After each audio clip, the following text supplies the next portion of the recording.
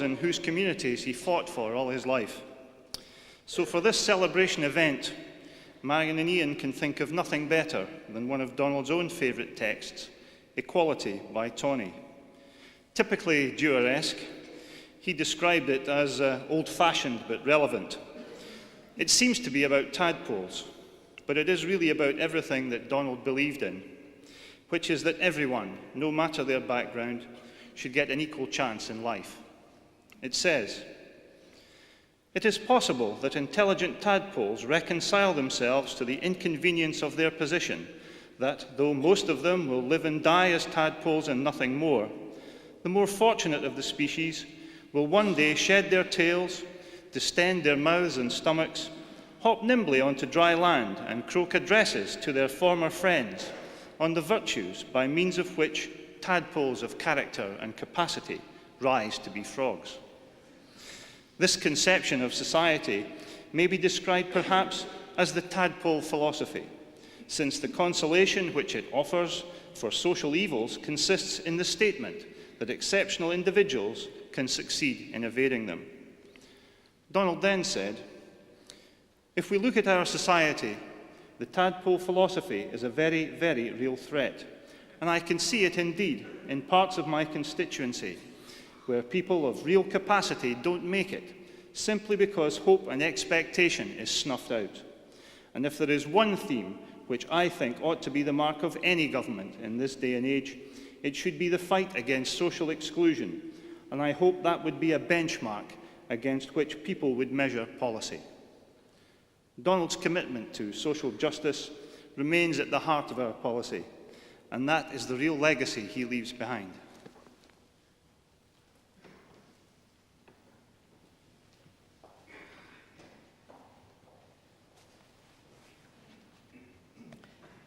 Tributes to Donald, spoken and sung.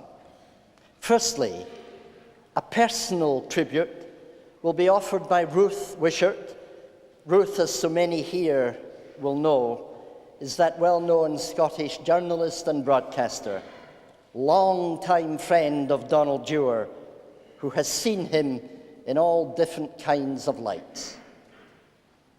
Cathy Peaty, member of the Scottish Parliament, a Holyrood colleague of Donald's, will then sing a Scottish ballad by Burns. And then a principal tribute will be delivered by Gordon Brown, who has been a long-time friend and ally and colleague of Donald down long parliamentary years. So now, the personal tribute from Ruth.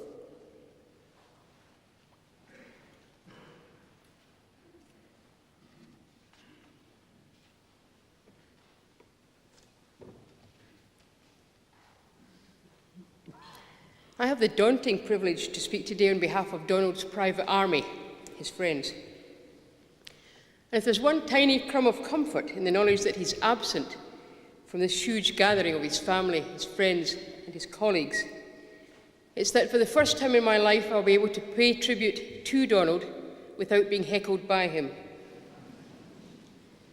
From which you may gather that being able to count Donald Campbell Dewar as a friend was not an unalloyed blessing. Share with him your holiday plans, and he would guffaw with derision at your proposed destination. This from a man who for many years in his adult life did not possess a valid passport. He had a suspicion, he said, that travel might narrow the mind. Invite him to dinner, and he would tuck heartily into the reputations of his fellow guests before relieving them of the remnants of their pudding. Attend the theatre in his company, and you risked his giving a running commentary on the paucity of the production values. These remarks generally fell some way short of being sotto voce. But all of this was tolerated by his friends because, in return for coping with these social idiosyncrasies, you were privileged to enjoy his wonderful wit, to benefit from his erudition, and to have that comforting knowledge that this man would be a foul-weather friend. With Donald, loyalty was always a two-way street. Many thousands of words have been written about him over the last few difficult days, and the obituary writers have had no shortage of hinterland to explore. His love of literature has been well documented. His tastes were Catholic, not to say esoteric. Last year, the Edinburgh International Book Festival contrived an event in which I was to interview Donald about 6 books which had a seminal influence on his thinking. As the day drew near, the festival called to say that he'd still not been in touch with the relevant list. Could I perhaps chivvy him a little, since they wanted to be sure to have extra sales copies available of those volumes given the First Minister's public seal of approval? It was difficult going back to the festival director with the dispiriting news that none of them was still in print.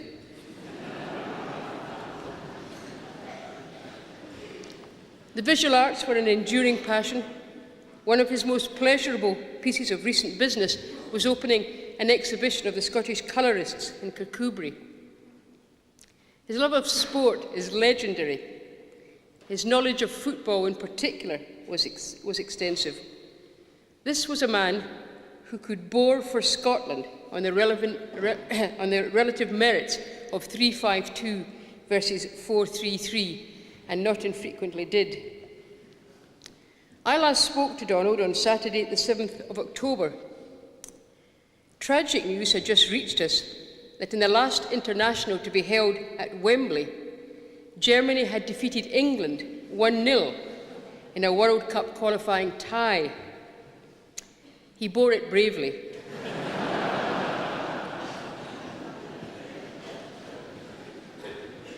There have been less than flattering references to his sartorial style. Many people have suggested that he did not appear to own an overcoat. This was a foul calumny, as the archive footage of the Garskaden by-election decisively demonstrated. He did indeed have an outer garment. Its passing was not much mourned in the world of fashion. One summer evening, just after he became Secretary of State for Scotland, we agreed to meet for supper in celebration of his realising a long-cherished ambition. Gallus Glasgow was decked out in halter tops and shorts. Donald arrived in a suit and a pullover.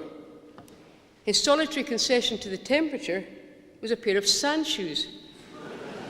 Sand shoes of a less than recent vintage. He'd bought them some years before, it transpired, because he'd been invited to join John Smith and his family on holiday in rural France. I rather fear these sannies represented his entire holiday wardrobe. But at one lunch, he came sporting a tie with a YSL motif. A breakthrough, I surmised. Yves Saint Laurent had finally persuaded him of the merits of designer chic. Not at all, he retorted. He'd been presented with it by Yarrow Shipbuilders Limited.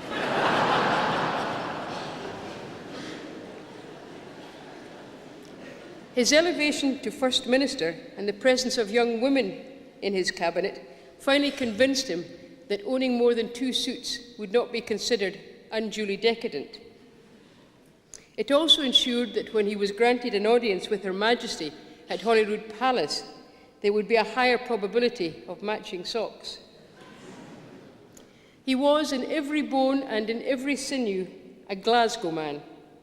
I mean no slight to Scotland's magnificent capital when I say that Donald's spirits visibly lifted at that portion of the M8 where the skyline of his native city first becomes visible. People have talked of Donald Dewar as a solitary man, and that's not so. Rather, he was a man who cherished the rare bonus of solitude. The fact of his illness last May afforded him unsolicited leisure, which typically he thought he might use to acquire new skills. A sleek laptop computer arrived from his office, and he showed it off with all the wide-eyed enthusiasm of a boy acquiring his first train set. I never saw either the computer lid or the instruction manual in the open position. Importantly, that period gave him more quality time to spend with Marion and Ian, whom he loved dearly and of whom he was enormously proud. Ian's daughter Hazel, born in January 1999, is the only woman he honoured with a picture at his bedside. His children bear the greatest burden today, but they bear it in the knowledge that their father was a great Scot and a very fine human being.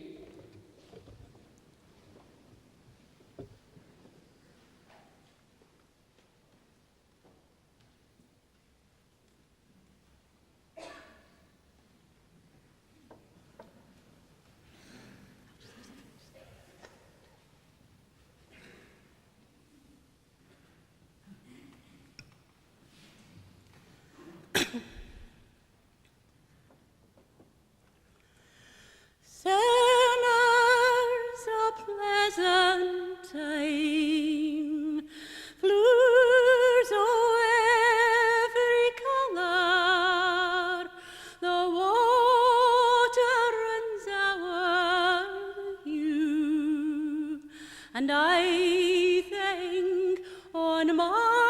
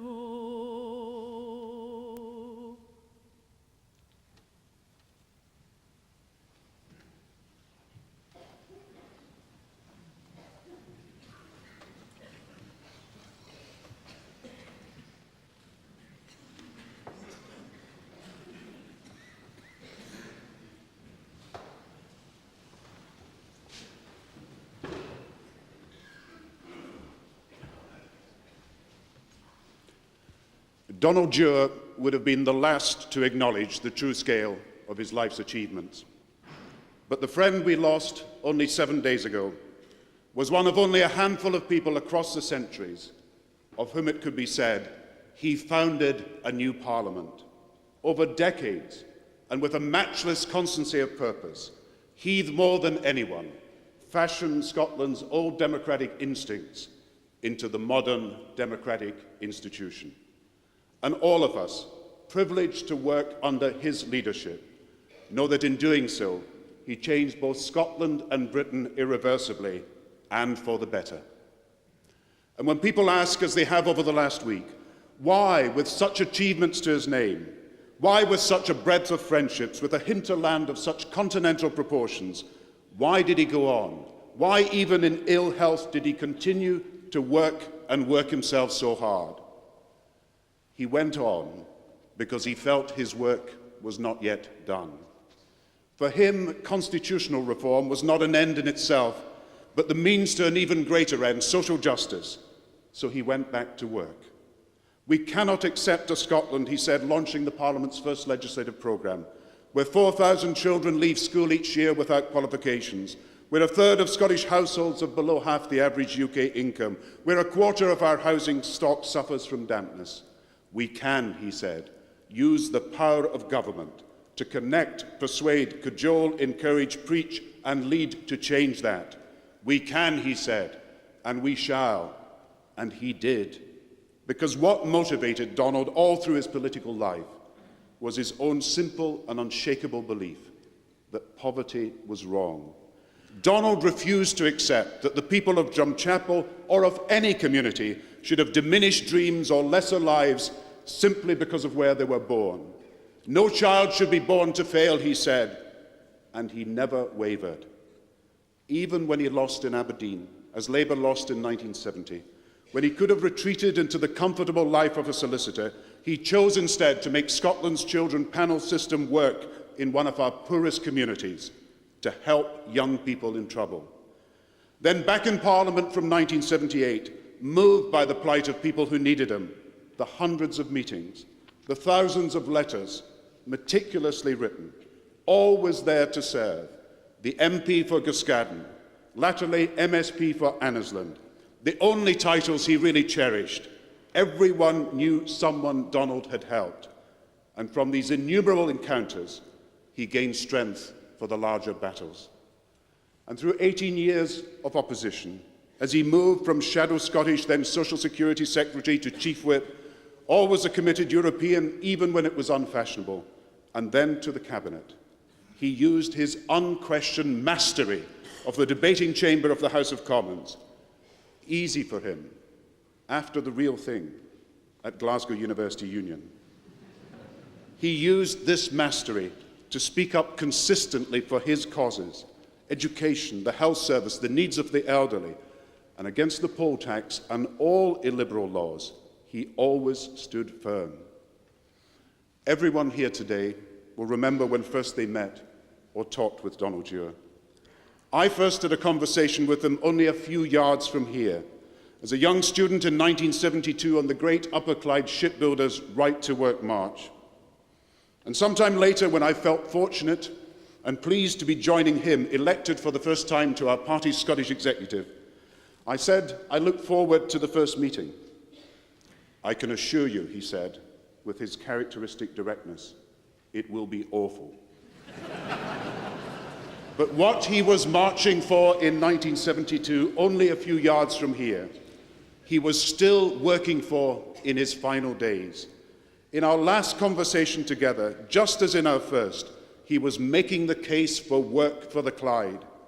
Such constancy of commitment, one of so many reasons why in a nation united in mourning, the Labour Party he loved grieves so much for the loss of one of our own. So when people say that what was special about Donald was his decency, they tell far less than half the story. What was special about Donald as a politician was that consistently and tirelessly he pursued the logic of his decency and worked for a just and more equal society. Donald's achievements explain the great respect in which he was held, unusual for a politician. But how do we explain the even greater affection for him, something almost unique in political life? People trusted him. And why? He said himself that as the only son of elderly parents, often too ill to care for him, and sent to boarding school very young, his school days were bookish and often lonely. But Glasgow University let Donald flourish as part of a remarkable collection of friendships that lasted an entire lifetime, a circle that sustained him through personal and political adversity. From then on, wherever he worked, Glasgow was home, not just because he loved its architecture, bookshops, galleries, curry houses, but because he was at home with the people. Glasgow's directness, its welcoming warmth, its deflating wit, its humane irreverence, and above all, its uniquely egalitarian sense of itself.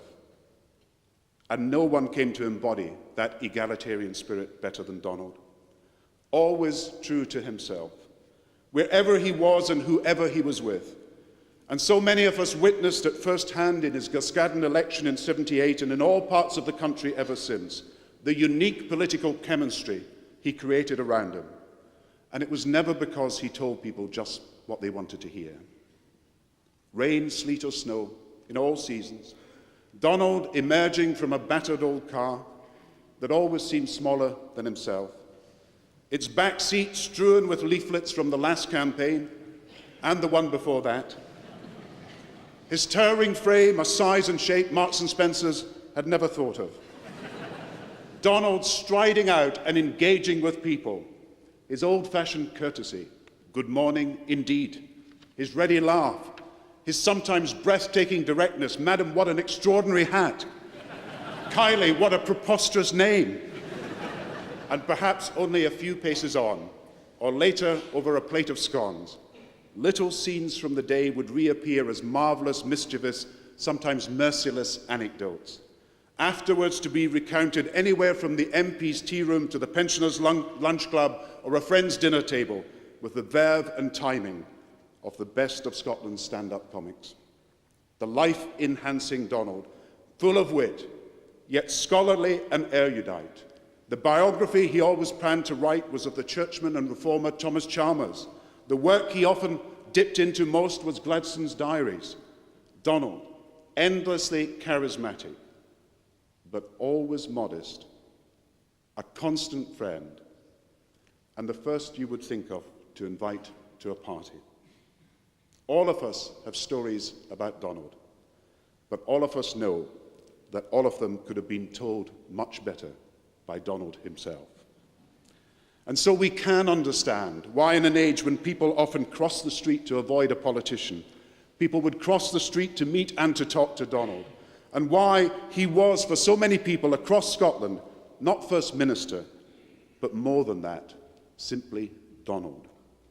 And perhaps the common thread that runs through this extraordinary life that we celebrate today is that Donald reached out to people, and in turn, people reached out to him and trusted him. Because he honored their individuality, their needs, their strength, their potential, and even their eccentricities. So many of them honored him and his, and they saw him as one of their own, a friend who stood with them. And this was Donald's gift, to establish not only a unique bond of trust with people, but also a common cause with them. People came to believe not only in what he did, but in what he stood for, the cause of social justice, the rock upon which his lifetime of public service was built. And so Donald's achievement is much more than a parliament. It is much more than the sum of his social reforms. It is that he ennobled the very idea of service, and by his pursuit of a just society, he gave moral purpose to our public life. Let us say to Ian and to Marion, of whom he was so proud, we mourn with you today, and we hope you will take comfort. Your father was a great man, but he was better than that. He was a great man and a good man, a man of great integrity and of high ideals, who, having earned the people's trust, was faithful unto the last and delivered for us mighty achievements that will endure long after all of us here are gone. And let us all, friends, colleagues, give thanks for a life of service and say to each other, his ideals, this life, Donald Dewar's vision of a just society now challenge us. Though he has gone from us, his cause endures. So let us rededicate ourselves to his ideals and to the work he has left for us. Let his inspiration now lead us forward.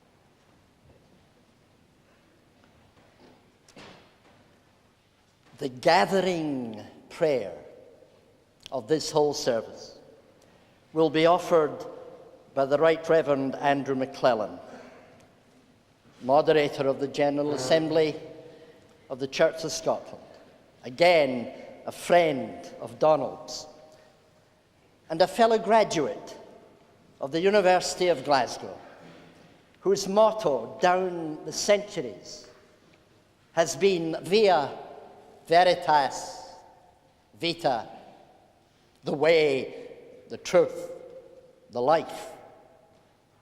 And that will shape the moderator's prayer. Moderator.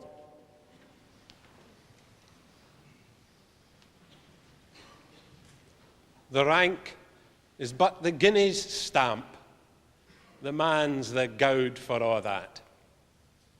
The rank was the highest in the land, but the man was pure gold. Let us bring our thanksgivings for Donald Dewar before a light that is limitless and a love that will not let us go. To God who holds all people, all nations, all faiths in love, let us pray.